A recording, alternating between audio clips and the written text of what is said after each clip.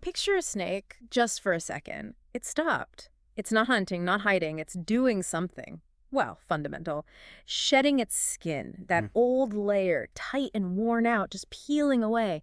And underneath, something completely new, vibrant. It's this incredible act of renewal. It really is a powerful image of letting go. Exactly, leaving the old behind. And that idea, that kind of radical transformation is what we're diving into today. Guided by a fascinating source text. Right, an ancient one called the Uragasutta. It comes from the Buddhist scriptures, specifically the Sutta Nipata. And uraga, it actually means snake.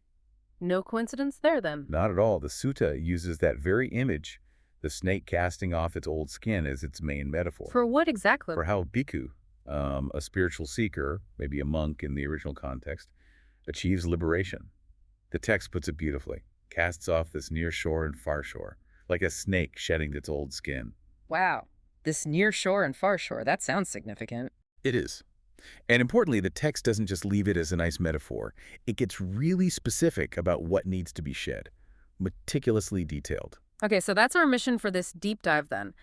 Let's unpack these surprising specific things the Uragasutta says we need to let go of. Yeah, to reach that state of peace, that freedom it describes. And figure out why these ancient ideas still feel so relevant, for you listening today. There's some unexpected depth here, I think. Absolutely. The Sutta essentially gives us a kind of blueprint.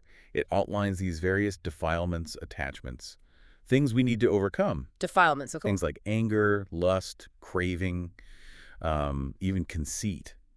And it goes deeper, too, tackling the illusion of finding like a permanent essence in the world around us. It sounds comprehensive. Where does it start? What's the first thing to shed? Well, it jumps right in, no messing about. Yeah. The very first verse takes on anger. Anger. Okay. It says, he who removes anger, like medicine, removes snake venom. That bhikkhu casts off this near shore and far shore, like a snake shedding its old skin. Anger is venom. That's vivid. Like it's poisoning you from the inside. Exactly. It needs an antidote. Yeah. But what does removed really mean here? Is it just, biting your tongue or something more? Good question. What is the antidote? Well, the Sutta isn't really talking about suppression. That often just lets anger fester. Yeah, it can build up. So removing it means going deeper, dissolving the roots of it. Anger, like that venom, it clouds our judgment, damages our peace. Corrodes things. Right. And the insight is that anger, unlike maybe a real snake bite, is often self-inflicted. The medicine isn't suppression, it's cultivation. Cultivating? What? Cultivating the opposites. Sorry? Patience, understanding. What Buddhism calls metta, loving kindness.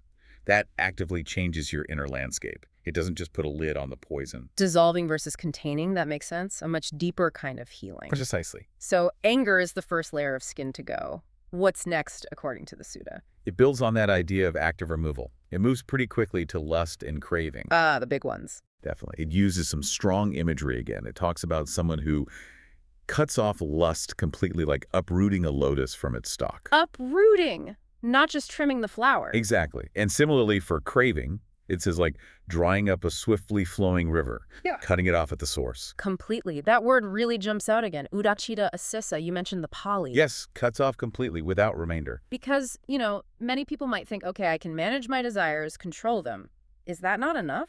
Why this insistence on complete severance? It's like treating the symptom versus curing the disease, isn't it? Sure. If you just control or manage a desire, the underlying attachment, the root, it's still there. It can sprout again anytime the conditions are right. Like a weed, you just cut the top off. Exactly like that. So the Sutta uses these decisive images, uprooting, drying up, because it's about getting rid of the fundamental cause. Craving can feel like that endless river, overwhelming. But the teaching suggests that through insight, through understanding, you can actually make it cease, not just dam it up or redirect it. And this isn't about hating pleasure or becoming an extreme ascetic. Not necessarily.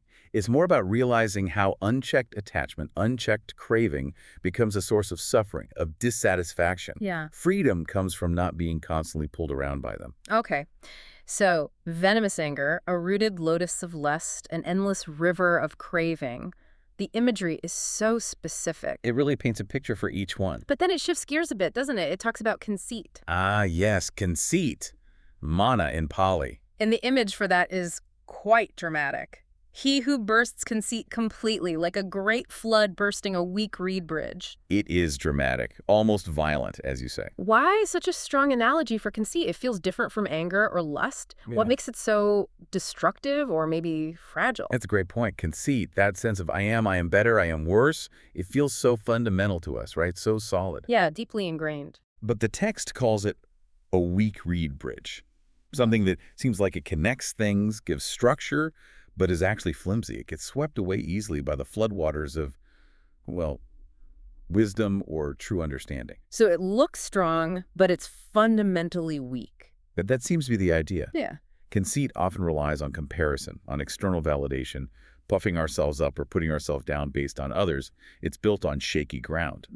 When that bridge bursts, it's not about hating yourself. It's about seeing through the illusion of that inflated or deflated self. Realizing that ego construct is often just a source of agitation, of separation, not real strength. Seeing through it. Okay. This leads into something even more profound, I think. The Sutta talks about finding no essence in existences. Yes, that's a major turning point in the text. The image is like one searching for flowers on a fig tree.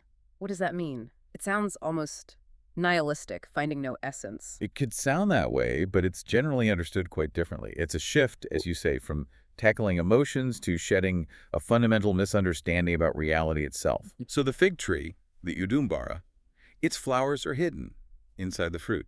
You can't see them bloom externally in the way you expect. Ah, so searching for them is futile. Right. It symbolizes the futility of looking for some kind of permanent, unchanging core or self and essence within the constantly changing phenomena of the world.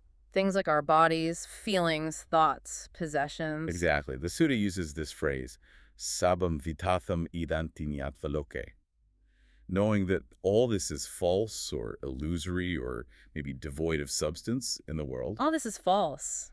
That sounds pretty strong. It does, but it's not meant as a cynical rejection of life. It's not saying life isn't beautiful or meaningful in its own way. It's pointing towards liberation. How so? When you stop desperately clinging to the idea that things or even you yourself have this fixed, unchanging substance, you free yourself from a huge amount of suffering. The suffering that comes when things inevitably change. Or end. Precisely. When relationships shift, when health declines, when possessions break. If you weren't clinging to a false idea of permanence, the change itself is less traumatic. It allows you to engage with life fully, but without that white-knuckled grip of attachment. Engaging fully but lightly. Is that the idea? That's a good way to put it, without the burden of needing things to be solid and unchanging. And that phrase, sabam vitatham idanti yatvaloke, realizing the illusory nature of things, it seems to unlock further shedding, doesn't it? It does. It's like the master key. The text repeats it, connecting it to shedding other things. Like inner anger. Okay, but also these concepts of coming into being, not coming into being, and even our own thoughts. Yes, the inner well-conceived thoughts. The Pali is yasa vitaka vichupita ajata suvikabita asisa. Which means... It refers to internal thoughts, the discursive thinking being completely dispersed, scattered. It's about shedding the endless mental chatter. our inner monologue, the constant commentary. Exactly. What's sometimes called papanyaka in Buddhist thought conceptual proliferation. The mind just spins stories, judges, compares, elaborates. Creates this whole extra layer on top of reality. Right, a thick web of concepts that often obscures direct experience and keeps us tangled up in rumination, anxiety, planning. And the Sutta connects letting go of that to freedom from greed, hatred, and delusion. Yes, explicitly, those classic three poisons. Once you see the lack of fixed essence, the fuel for greed, wanting to possess, hatred, wanting to destroy, and delusion, misunderstanding reality, starts to run out. They are all shed. Wow. So it's not just the big, obvious emotions, but the really subtle stuff, too, the internal landscape itself. And it keeps going. The Sutta talks about getting rid of latent tendencies. Latent tendencies, like subconscious habits? Pretty much, anasaya. These are the deep-seated inclinations, often unconscious, that lie dormant but can flare up when triggered, like seeds waiting for the right conditions. Okay. Things we don't even know are driving us sometimes. Exactly. And the text says these need to be dealt with completely. Mudala akusala samohatasi. Their unwholesome roots are utterly uprooted. Uprooted again, that complete removal. It signifies a really thorough internal cleansing. Not just managing behavior, but changing the fundamental predispositions that lead to suffering in the first place. And then it mentions shedding anxieties. Right, anxieties, worries, and the causes for coming back to this shore, which points towards liberation from the whole cycle of suffering, of rebirth in the traditional context. Okay. And almost finally it mentions forest-like growths or cravings. Yes, another image for the density of craving needing to be cleared out. And then it tackles something very specific in Buddhist practice, the 5 hindrances. Ah, yes, the nivaroniyain. That's a big one. Can you remind us what those are? Sure. They're seen as key obstacles to mental clarity and insight, especially meditation. They are. Sensual desire, ill will or aversion, sloth and torpor, that's sort of sluggishness or dullness. Then restlessness and remorse, the agitated mind, worry, regret.